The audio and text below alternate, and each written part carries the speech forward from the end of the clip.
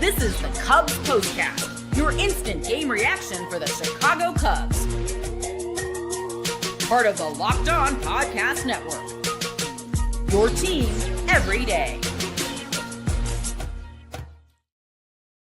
What's up, everybody? Welcome into the Locked On Cubs Postcast here on the Locked On Cubs YouTube channel. Joe George here with you. You found me on Twitter, Instagram, and TikTok at Joe George Radio. This episode's brought to you by Monarch Money. Take control of your finances with Monarch Money using code LOCKEDONMLB at monarchmoney.com for 50% off your first year. All right, the Cubs lose 6-2 to the Mets. Lots of stuff to get into in this game. Bad day for the bats all around. The bullpen was not good in this game. The eighth inning, obviously, the Mets just kind of ran away with this thing against the Cubs. The Cubs lose 2 out of 3 in this series, and we'll talk more about the bats in the final segment of the show as well, and just what's next over these next 9 games, specifically for the Cubs, who have been slumping a little bit, I think is a fair way to say it. I mean, like it's not been great baseball all around, and I think we can look at one moment today as the turning point of today's game and why the Cubs lost this game today versus the Mets. Time to reveal where the game was won or lost. It's the turning point.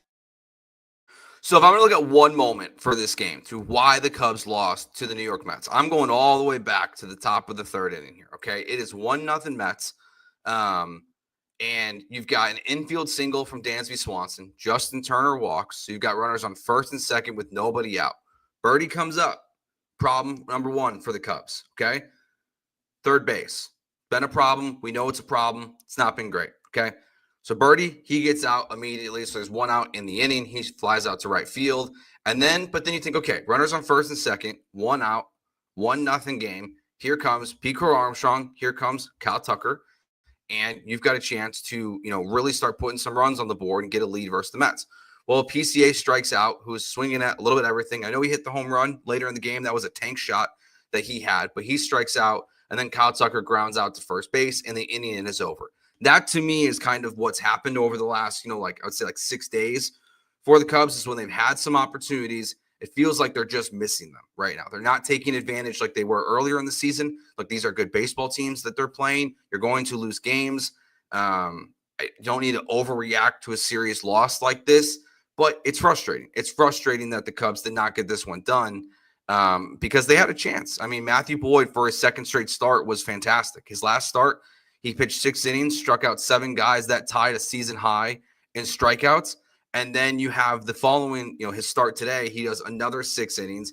He strikes out 8 guys, which is a season high. So he's been phenomenal. He's been the best pitcher on the staff, you could argue, this year. He's been better with Shota, better than Shota's been, who obviously is hurt right now. He was better than Steele when he was out there. He's better than, obviously, Tyon and those guys. So, he's been the best part of this, I would say.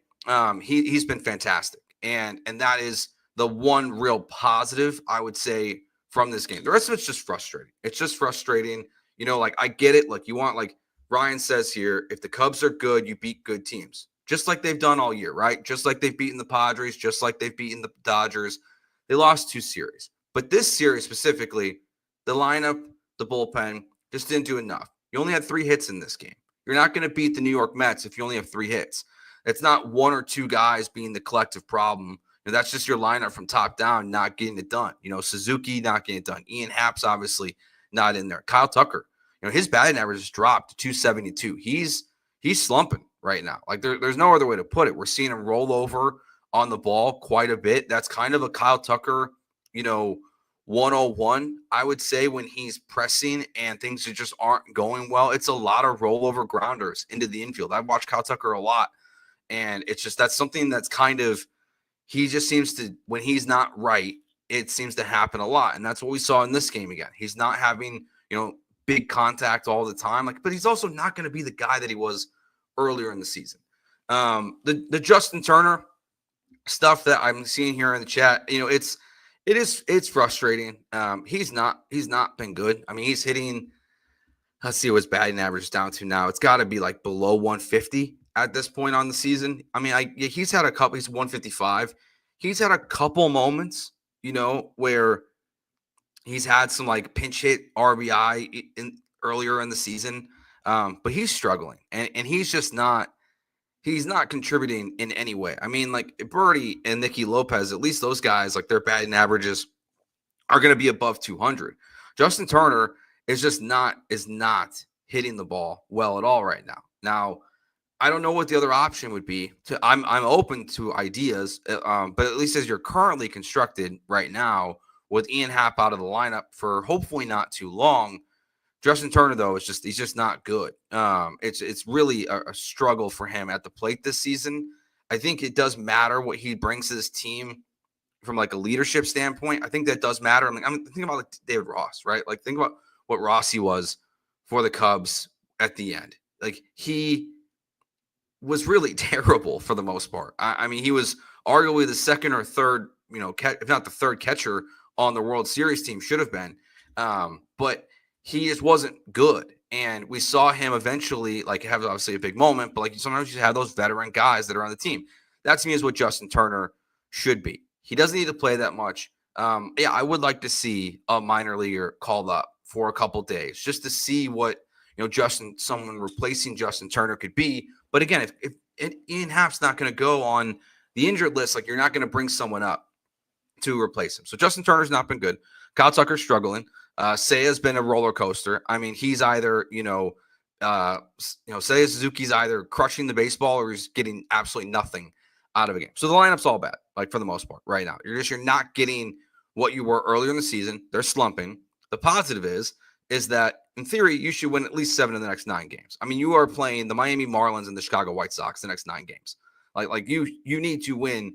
I would say 7 out of 9. I guess I'll take 6 out of 9. But like it really, I mean, you should win honestly the next 9 baseball games. Those are horrendous baseball teams that are in front of you. And it's an opportunity for like those guys who are in a little bit of a slump right now to get out of it. I mean, this is where you expect to see, Kyle Tucker like really get going again, because it's not like he's been one of the best players in baseball this year. He is one of the best players in baseball. He's slumping a little bit right now. He's rolling over the ball a lot, and you need to just get him going again. Same with Seiya Suzuki. Get some consistency out of these guys and just beat up on very bad baseball teams. So we'll talk more about this game. We'll take your guys' comments, what you guys think about what happened in this game, this series, overall, just like what we're seeing from the Cubs. And then, look, we'll see what's coming next, and we'll talk more about what we've seen from Matthew Boyd and a little bit more on the bullpen as well. All coming up next here on the Locked On Cubs postcast on the Locked On Cubs YouTube channel. Today's show brought to you by Monarch Money. Ever check your bank account and wonder, where did all my money go? Between dining out, online shopping, and entertainment, it's easy to lose track. That's where Monarch Money comes in, your personal CFO, giving you full visibility and control over your finances.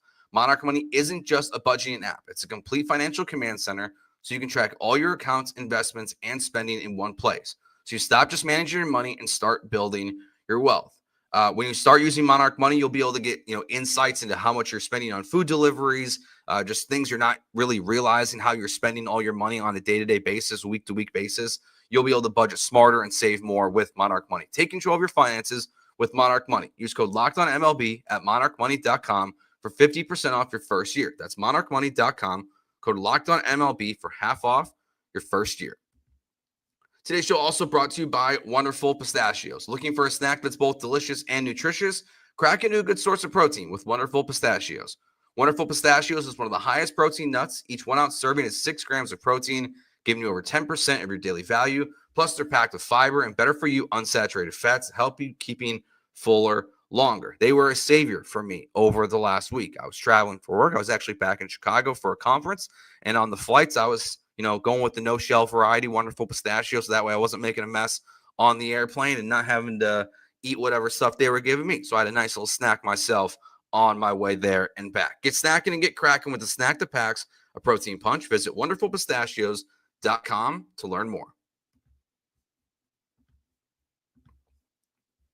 Okay, so Matthew Boyd, again, just really quickly on him. His last 2 starts, 12 innings pitched, and 15 strikeouts. So he's been phenomenal. It's really, when you look at what's happening with him, is probably, I would say, the surprise of the season so far. Like, you think about Jameson Taillon and what he's kind of done this year. Like, I think it's to be expected. What Shota was doing when he was healthy, expected.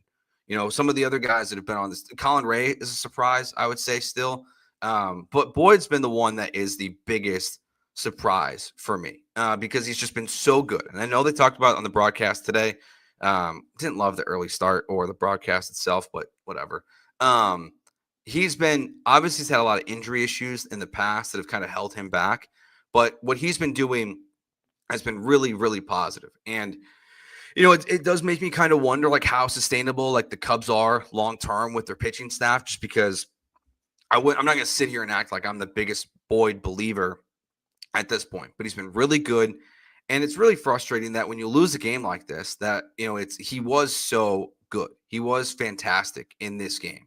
But your lineup, again, doesn't do anything, only gets 3 hits in the game. And then your bullpen comes in the 8th inning, and it's a 1-run game. You just tied it up 2-2, and then they immediately give up 4 runs in the 8th inning. I mean, the one thing about the lineup is like they were at least like answering there a little bit. I mean, it's 1-0 through 5 basically. It's 1-1, and all of a sudden the Mets respond immediately with the Vientos home run, or I think that was Vientos, and then you score right back. You get the Nico Hoerner double, makes it 2-2. It's like, all right, like the Cubs can win this thing. And then the bullpen just like unravels on itself. I mean, you bring in Porter Hodge to face high leverage guys. Not going to sit here and complain about Porter Hodge or anything like that for a season. Just didn't have his stuff today. Gives up 3 hits, 3 earned runs, the 1 home run in only a third of an inning today. Does bump his ERA to 5.71. That thing is heavily inflated because of 1 or 2 performances. And then, Hollowell wasn't anything to write home about either, I would say. I mean, look, he's not to say that he should be, but I think just your bullpen doesn't get it done in this game. Kind of the story of the Cubs season, I think, at this point is really you've got, because we're about a quarter of the way into the season at this point. I mean, maybe just over at now. So I think the thing that we've learned the most about the Cubs through a quarter of the season is that when the lineup is good, it's really, really, really good. It's the best in baseball when it's good, right? Like it's been that way throughout this whole quarter of the season. They've been like at times fantastic. They seem to not have much of an in-between in games where it's like when they're like today, like they only had 3 hits in the ball game. They're not walking as much right now. That's definitely another huge problem for the Cubs lineup over the last week. I would say against the Giants and the Mets, the walks are not there right now like they were earlier in the season. So you're not getting those free guys on base. So it feels like it's either a lot or a little from the Cubs lineup. And there's not much of an in-between. And then the bullpen we know is volatile. I mean, there's no other way to put it. 4 times this season, the Cubs bullpen have given up 8 earned runs or more in a game. I mean, that's an insane stat, especially when 3 of those games you should have won. You could argue, including the one from Presley the other day, you could have won all those games. But then you have little performances like this where like it's not there right now. It's not always there like you need to be. And I think a quarter of the way through the season, it's also pretty clear you need a third baseman, you need bullpen help, you probably need a starter. I mean, like you probably need all those things for this Cubs team to like really get to where we want them to go this year. Those are all things you need. But you've gone through the toughest stretch in baseball last month. You came out of it above 500. This month is starting off slow.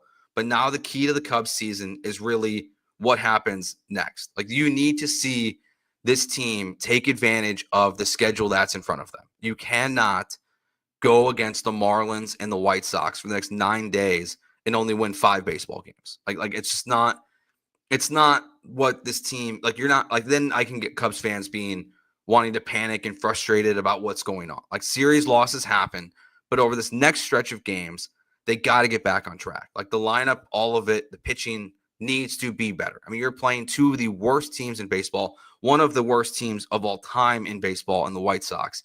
The Cubs need to win at least 7 of the next 9 games and really just kind of get this thing rolling to a consistent point. And so that's what you kind of wait and see. And, the PCA at the leadoff has been interesting. I don't think he's there yet. I think we're seeing kind of why he needs to kind of reel himself back in a little bit. It's kind of my other, observation over the last week. I feel like he's, again, just really swinging at a lot of stuff. You see that frustration from him when he's walking, away from the batter's box where he's, kind of throwing his bat and he's very upset. Looks like he's going to, break the bat over his knee in yesterday's game.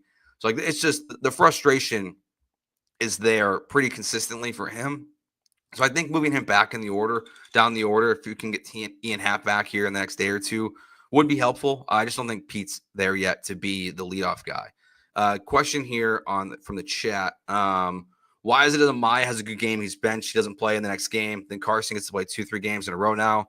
I think that's an interesting question. I think it's more Carson Kelly's kind of won the job at this point, and rightfully so in a lot of ways. I mean, I think there's two factors. One, the way Carson's hitting this year, it's kind of leaning to him being behind the plate more. That's one. And number two, my guess is there also is some preferences within the rotation of who they want behind the plate. And, Carson Kelly being a veteran is someone you probably want behind the plate more than Amaya right now. I also think specifically within the bullpen too, you just need to have that veteran presence behind the plate, someone who's a little bit he's just a better catcher. You need to do. This name comes up all the time, David Robertson. Look, he's not in baseball. I know people keep asking for him. Originally, I was like, yeah, that seems like a good idea, but he is, we're 40-something games into the season, and he's not on there's 30 teams. So I don't know if he does. I think he's just done. If the Cubs were really wanting to go get him or could go get him, they would at this point. I don't think that you're seeing free agency additions at this point in the season. Any additions the Cubs make is going to come from the minors or trade. That's it. There's not going to be someone coming off the streets at this point in the season coming in to try to save the day for the bullpen. This is the Cubs roster, and the only thing that will change is who they call up and who they trade away. And the other positive of this series, big picture, is what we saw, I think, just a little bit, because I didn't do a postcast show, obviously, yesterday since I was flying.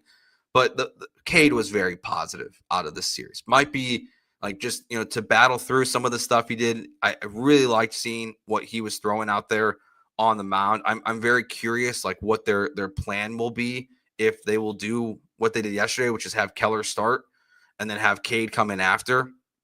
I'm just curious, what the next plan will be, because I think he'll get probably one more start. I would imagine at a minimum, maybe two more. Gavin asked, have I been to a game? Yes, I was there on Wednesday. No, I'm from Chicago originally. Don't worry, guys. It was very cold on Wednesday. The one thing I forgot about Wrigley was what that wind is like, because my gosh, I was feeling it. I didn't bring a jacket. I was walking outside Wrigley, felt fine, walked inside, and I was freezing. I had to go buy a way too expensive hoodie to suffer through that loss on Wednesday's day game against the Giants. But yeah, this is a frustrating first two, the last two series. I think there's no other way to put it. And the Cubs, again, they have a chance to get it right, but you need the lineup to really just get this thing going, because the starting pitching has done its job. The bullpen's been a roller coaster, but the lineup just needs to get this thing back on track for the Cubs to really, again, 7 of the next 9 should be the expectations when you're playing the Marlins, the White Sox, and the Marlins.